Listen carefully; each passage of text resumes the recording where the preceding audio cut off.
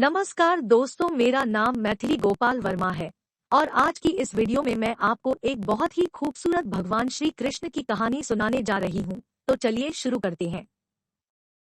महाभारत काल की बात है। एक बार कृष्ण और बलराम किसी जंगल से गुजर रहे थे। चलते चलते काफी समय बीत गया और अब सूरज भी लगभग डूबने वाला था। अंधेरे में आगे बढ़ना संभव नहीं था, इसलिए कृष्ण बोले, बलराम, हम ऐसा करते हैं कि अब सुबह होने तक यहीं ठहर जाते हैं। सुबह होते ही हम अपने मंजिल की ओर बढ़ चलेंगे। बलराम बोले, पर इस घने जंगल में हमें खतरा हो सकता है। यहाँ सोना उचित नहीं होगा, हमें जाग कर ही रात बितानी होगी। अच्छा, हम ऐसा करते हैं कि पहले मैं सोता हूँ और तब तक तुम पहरा देते रहो, और फिर जैसे ही तुम्हें नींद आए तो मुझे जगा देना, तब मैं पहरा दूंगा और तुम सो जाना। कृष्ण ने सुझाव दिया।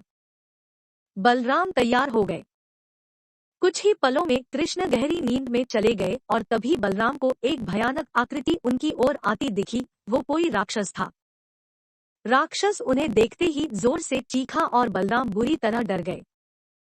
इस घटना का एक विचित्र असर हुआ। भय के कारण बलराम का आकार कुछ छोटा हो गया और राक्षस और विशाल हो गया।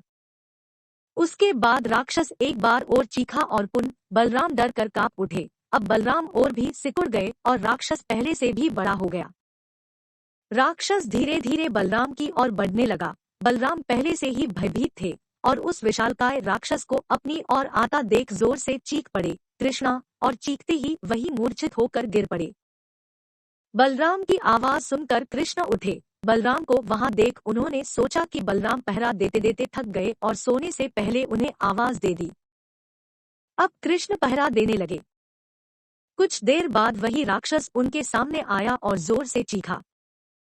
कृष्ण जरा भी घबराए नहीं और बोले, बताओ तुम इस तरह चीख क्यों रहे हो, क्या चाहिए तुम्हें? इस बार भी कुछ कृष्ण के साहस के कारण उनका आकार कुछ बढ़ गया और राक्षस का आकार कुछ घट गया। राक्षस को पहली बार कोई ऐसा मिला था जो उससे डर नहीं रहा था। घबराहट में वह पुनः कृष्ण पर जोर से चीखा। इस बार भी कृष्ण नहीं डरे और उनका आकार और भी बड़ा हो गया, जबकि राक्षस पहले से भी छोटा हो गया। एक आखिरी प्रयास में राक्षस पूरी ताकत से चीखा पर कृष्ण मुस्कुरा उठे और फिर से बोले, बताओ तो क्या चाहिए तुम्हें? फिर क्या था, राक्षस सिकुड़कर बिल्कुल छोटा हो गया और कृष्ण ने उसे हथेली में लेकर अपनी धोती में बांध लिया और फिर कमर में खोस कर रख लिया। कुछ ही देर में सुबह हो गई। कृष्ण ने बलराम को उठाया और आगे बढ़ने के लिए कहा। वे धीरे धीरे आगे बढ़ने लगे। तभी बलराम उत्तेजित होते हुए बोले, पता है कल रात में क्या हुआ था? एक भयानक राक्षस हमें मारने आया था। रुको रुको, बलराम को बीच में ही टोकते हुए कृष्ण ने अपनी धोती में बंधा राक्षस निकाला और बलराम को दिखाते हुए बोले, कहीं तुम इसकी बात तो नहीं कर रहे हो? हाँ, ये वही है। पर कल जब मैंने इसे देखा था तो ये बहुत बड़ा था, ये इतना छोटा कैसे हो गया? बलराम आश्चर्यचकित होते हुए बोले। कृष्ण बोले, जब जीवन में तुम किसी ऐसी चीज से बचने की कोशिश करते हो जिसका तुम्हें सामना करना चाहिए तो वो तुमसे बड़ी हो जाती है और तुम पर नियंत्रण करने लगती है, लेकिन जब तुम उस चीज का सामना करते हो जिसका सामना तुम्हें करना चाहिए तो तुम उससे बड़े हो जाते हो और उसे नियंत्रित करने लगते हो।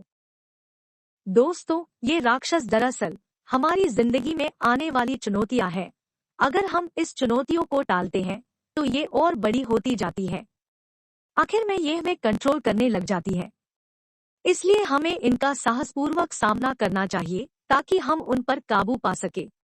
इस प्रकार चुनौतियों का डट के सामना करने से वो छोटी सी हो जाएगी जिससे हम आसानी से उन पर नियंत्रण कर सकते हैं और सफल हो सकते हैं।